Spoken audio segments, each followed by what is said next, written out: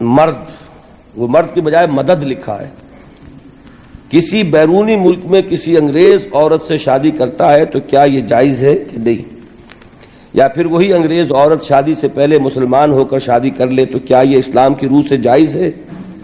اور یہ روح لکھا ہے روح ہے سے، اسلام کی روح سے جائز ہے۔ اس کے متعلق اسلام کیا کہتا ہے؟ دیکھیے، اہل کتاب سے نکاح کی اجازت خواتین سے مسلمان مردوں کو دی گئی، اور اس میں اب البتہ کچھ لوگوں کی رائے یہ ہے کہ آج کل کے یہودی اور آج کل کے عیسائی اہل کتاب نہیں ہیں۔ مجھے ان سے اختلاف ہے۔ میرے نزدیک یہ تثلیث کا عقیدہ اس وقت بھی موجود تھا جب قرآن نازل ہوا، اور قرآن میں اس کی نفی کی گئی ہے۔ جو گمراہیاں ہیں یہود کی وہ اس وقت بھی تھیں جب قرآن نازل ہوا، اور قرآن میں ان پر تنقید کی گئی ہے۔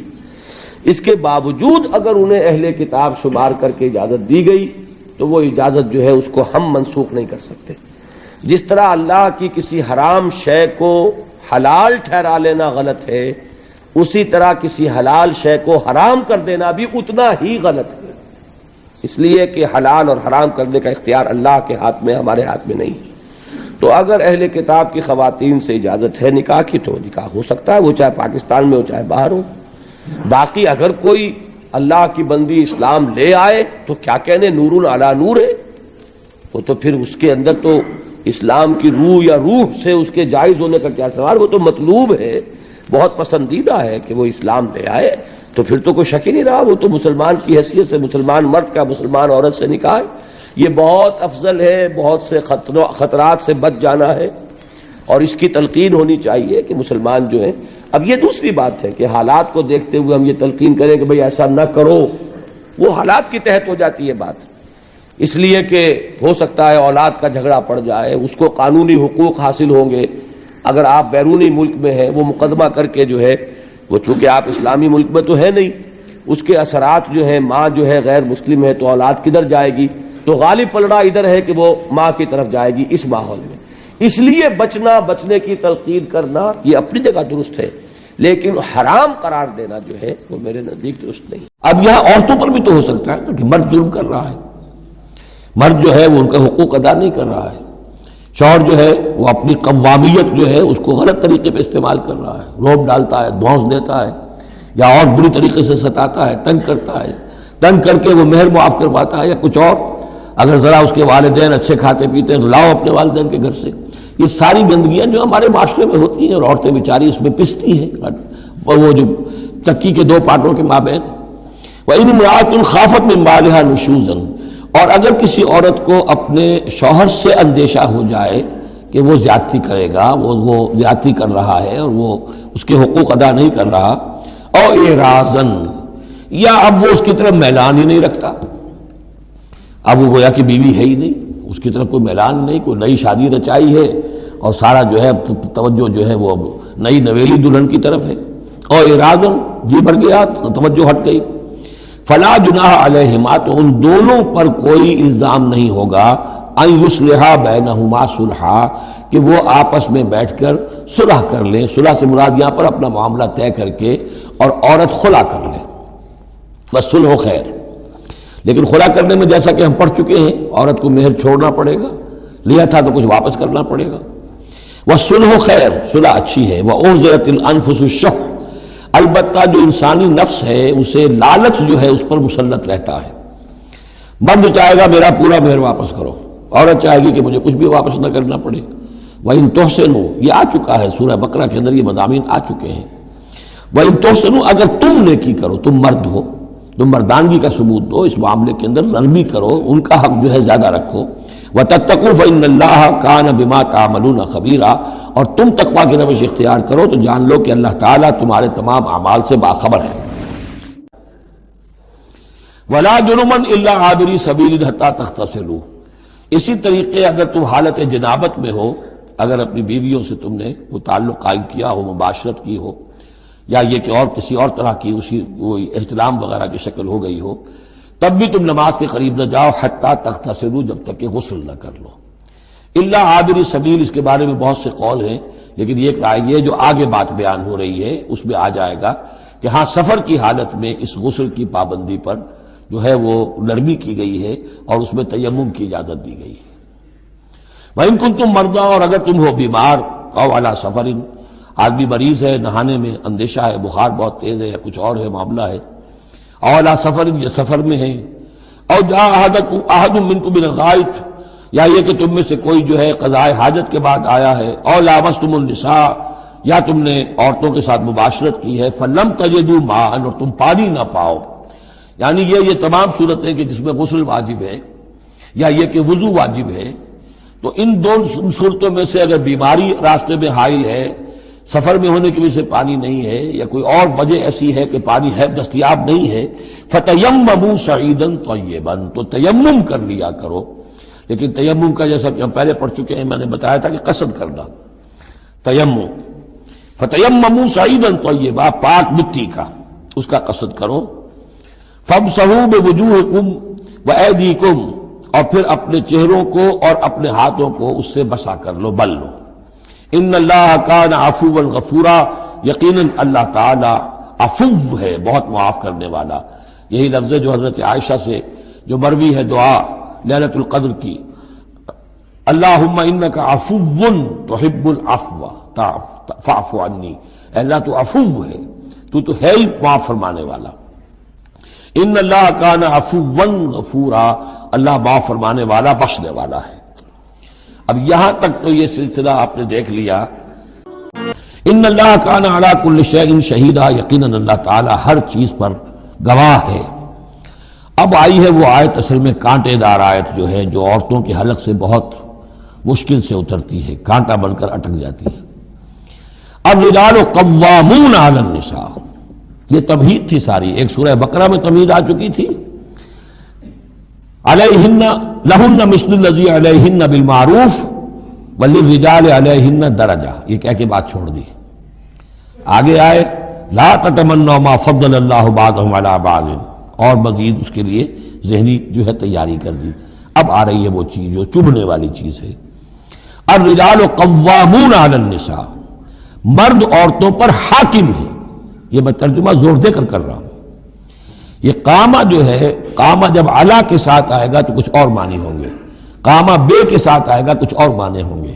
قامہ بے کسی شے کو قائم کرنا، کونوا قوامین بالقسط، اسی سورہ مبارکہ میں آیت آ جائے گی، کونوا قوامین بالقسط، عدل کو قائم کرنے والے بن کر کھڑے ہو جاؤ۔ قامہ علا، کسی کے اوپر سر پر مسلط ہونا، یہ ہے گویا کہ ایک درجہ حاکمیت ہے۔ گھر کے ادارے میں حاکم ہونے کی حیثیت مرد کو حاصل ہے۔ سربراہ خاندان جو ہے وہ مرد ہے، عورت نہیں ہے۔ عورت کو بہرحال اس کے ساتھ ایک وزیر کی حیثیت سے کام کرنا ہے، یہ ہے اس کا اصل رول۔ اسی لیے میں بیان کر چکا ہوں کہ وہ جو نسیان کا معاملہ تھا، اللہ تعالیٰ نے اس کے اندر چونکہ یہ سیکنڈ رول پلے کرنا ہے اسے یقیناً اس کے جذبات کو جو زیادہ ٹھیس پہنچنے کا امکان رہے گا۔ آدمی کو ہر انسان، مرد بھی چاہتا ہے میری بات چلے، عورت چاہتی ہے میری بات چلے۔ اب آخر کار کس کی بات چلے گی؟ یا تو دونوں کسی طریقے سے کسی مسئلے میں متفق ہو جائیں، اور عورت جو ہے بیوی اپنے شوہر کو دلیل سے، اپیل سے جس طرح قائل کر لے تو معاملہ ٹھیک ہو گیا۔ اب اگر نہیں ہو رہا معاملہ تو اب کس کی رائے چلے گی؟ مرد کی رائے چلے گی۔ تو کس کو اس سے ایک صدمہ پہنچے گا؟ عورت کو پہنچے گا۔ لیکن اس صدمے کا ہی جو ہے انفلوئنس، اس کو کم کرنے کے لیے سیفٹی والو، نسیان کا مادہ اللہ تعالیٰ نے عورت میں زیادہ رکھ دیا۔ اسی لیے پھر اس قانون شہادت کے اندر ایک مرد کی جگہ 2 عورتوں کو وہاں پر اس کا نصاب رکھا گیا۔ الرجال قوامون علی النساء بما فضل اللہ بعضهم علی بعض۔ اب یہ دوسری بات ہے کہ اگر وہ شوہر حاکم ہو کر ظلم کرتا ہے، ان کے حق ادا نہیں کرتا تو اللہ کے یہاں بڑی سخت پکڑ ہوگی، یہ تو دوسری بات ہے بالکل۔ لیکن یہ کہ جو قانون ہے اسلام کا وہ یہی ہے کہ یہ اختیار دیا گیا، اب آپ اس اختیار کا غلط استعمال کر رہے ہیں، آپ اس کو ظلم کا ذریعہ بنا رہے ہیں، تو اس کی سزا اللہ تعالیٰ کے ہاں آپ کو مل جائے گی۔ بما فضل اللہ بعضهم علی بعض، بسبب اس فضیلت کے جو اللہ نے بعض کو بعض پر دی ہے، وبما انفقوا من اموالہم، اور بسبب اس کے کہ جو وہ خرچ کرتے ہیں اپنے مال۔ اب دیکھیے یہ خرچ کرنے کا معاملہ اسلام میں شادی سے شروع ہو گیا۔ شادی مرد کی بھی ضرورت ہے، عورت کی بھی ضرورت ہے، لیکن مرد مہر دیتا ہے، عورت مہر وصول کرتی ہے۔ تو جو خرچ کرنے والا ہے اب اس کی ایک حیثیت دوسری ہو گئی۔ پھر گھر میں اس کا نان نفقہ پورا جو ہے، اس کا خرچہ، اس کی ذمہ داری، اس کو سپورٹ کرنا شوہر کے اوپر ہے۔ تو اب وہ مال خرچ کر رہے ہیں. بما انفقوا من اموالہم. فالصالحات، تو نیک بیویاں کون ہیں؟ جو کہ ایک یوں سمجھیے قرآن کے نزدیک ایک عورت کا جو اچھا کردار ہونا چاہیے، ایک خاتون خانہ کی جو بہترین روش ہونی چاہیے، وہ یہاں 3 الفاظ میں آئی ہے. فالصالحات، ہو نیک بیویاں، قانتات، ایک تو فرما بردار ہوتی ہیں، شوہروں کی فرما بردار. حافظات للغیب، غیب میں حفاظت کرنے والیاں. یعنی ظاہر بات ہے کہ مال ہے کسی کا تو گھر میں ہے، وہ تو کام پہ چلا گیا ہے، اب وہ کس کی حفاظت میں ہے؟ بیوی کی حفاظت میں ہے. اسی طرح بیوی کی جو عصمت ہے وہ در حقیقت مرد کی عزت ہے، اب وہ اس کی عزت کی حفاظت کرے اس کی غیر موجودگی میں. اسی طرح مرد کے راز ہوتے ہیں، سب سے زیادہ بڑھ کر جو ہے رازدان وہ تو بیوی ہوتی ہے. تو 3 اعتبارات سے حافظات للغیب، حافظات للغیب، غیب میں حفاظت کرنے والیاں. حفاظت کرنے والیاں شوہر کے مال کی، شوہر کے رازوں کی، اور شوہر کی عزت کی.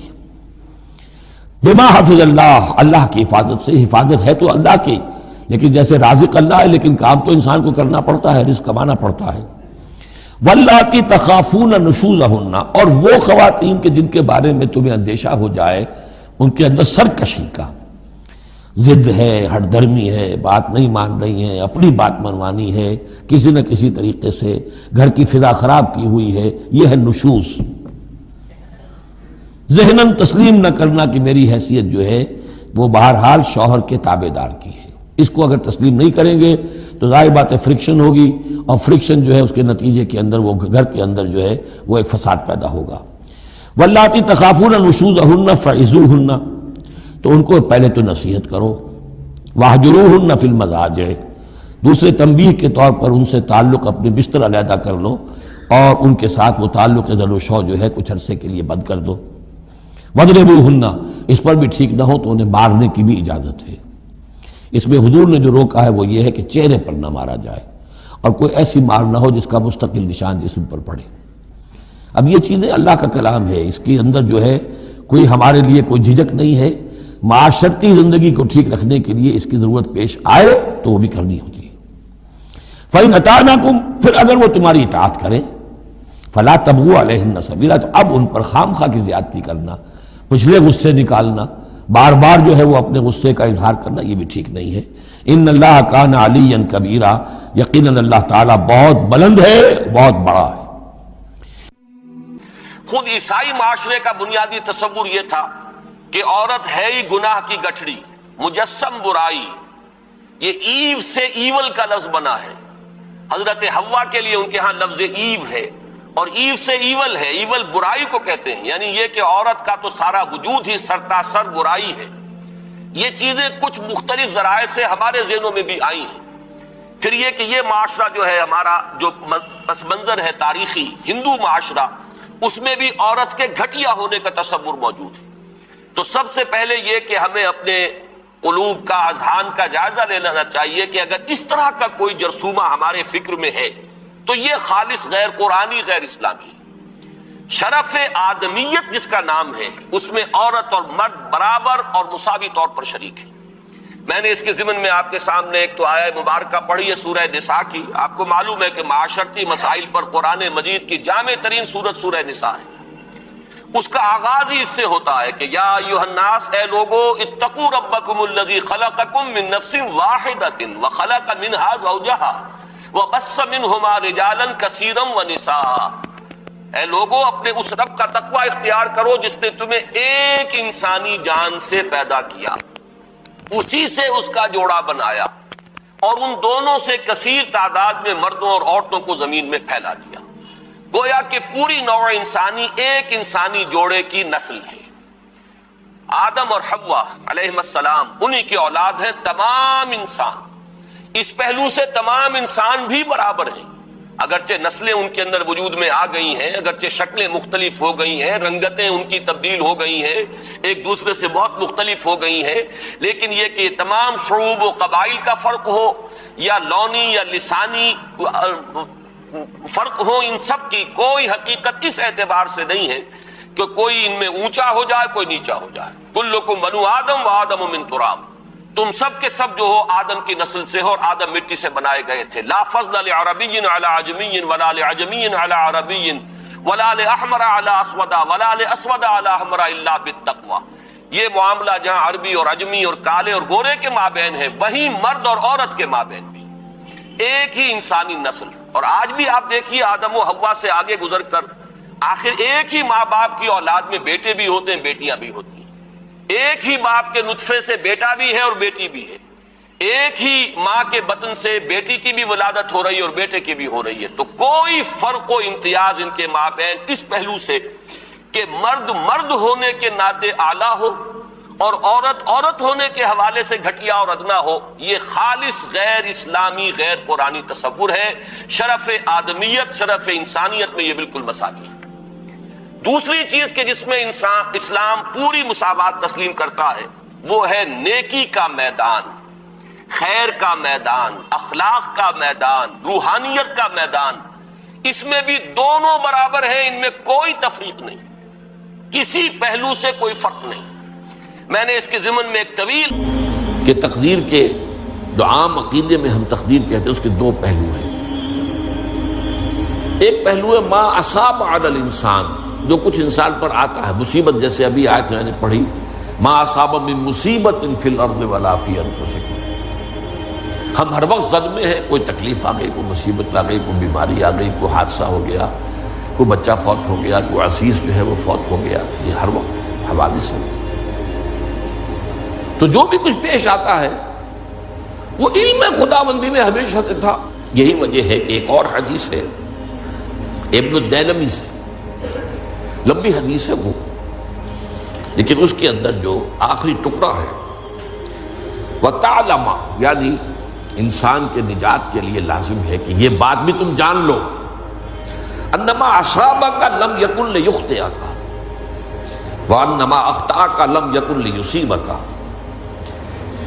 ولو مت علی غیر ھذا. اگر تم اس کے سوا کسی صورت پر ہوگے تو جہنم میں داخل ہو جاؤ گے، لدخلت النار. یہ جان لو کہ جو چیز تم پر آئی وہ آنی ہی آنی تھی. دیکھیے ہوتا کیا ہے، کاش کہ میں اگر یوں کر لیتا تو یہ نہ ہوتا. بس یہی ایمان بالقدر کے منافی ہے. جو ہوا ہے وہ اللہ تعالیٰ کے ہاں تو پہلے سے طے تھا، ہونا ہی تھا. تمہاری کوئی تدبیر، کاش کہ میں اس وقت یہ کر لیتا. یہ لا، اسی لیے ایک حدیث میں الفاظ آئے ہیں ان کلمۃ لا تفتح عمل الشیطان. اس لا سے، کاش، اس سے شیطانی عمل شروع ہو جاتا ہے. کاش کہ یہ ہو جاتا، کاش میں یہ نہ کرتا، کاش کہ ہو جاتا. تو یہ نہیں. تعلم انما اصابک لم یکن لیخطئک. تو جان لے اس بات کو کہ جو چیز تم پر آئی ہے وہ ہرگز ٹلنے والی نہیں تھی. کوئی تدبیر تم کر لیتے، کوئی کسی وقت کوئی ہیلا کر لیتے، کوئی تم قدم اٹھا لیتے، کچھ بھی کر لیتے، وہ تو آنی ہی آنی تھی. وما انما اخطاک، جو چیز تم سے چھوٹ گئی، رہ گئی، نہیں ملی. ایک ویکینسی ایڈورٹائز ہوئی تھی، آپ نے بھی درخواست دی تھی، آپ کو نہیں ملی. اب آپ ہو کاش کہ میں نے فلاں سے سفارش کرا لی ہوتی، بس گئے. تو جو چیز چھوٹ گئی وہ چھوٹ جانی ہی تھی. اس میں قطعاً جو ہے کوئی شکل، کوئی تدبیر، کوئی سفارش، کسی طرح کا کوئی بھی ہیلا، کوئی جو ہے اس میں کارگر نہیں ہو سکتا تھا. لم یکن لیصیبک وبت علی غیر ذلک. اگر تو اس کے سوا کسی کیفیت پر تیری موت واقع ہوئی، اگر یہ یقین نہیں ہے، یہ ہے تقدیر کا وہ مفہوم کہ جس کا تعلق ہے علامہ اصاب الانسان، جو انسان کے اوپر وارد ہو رہا ہے. اس کے ضمن میں تقدیر کا مفہوم کیا ہے؟ تو جو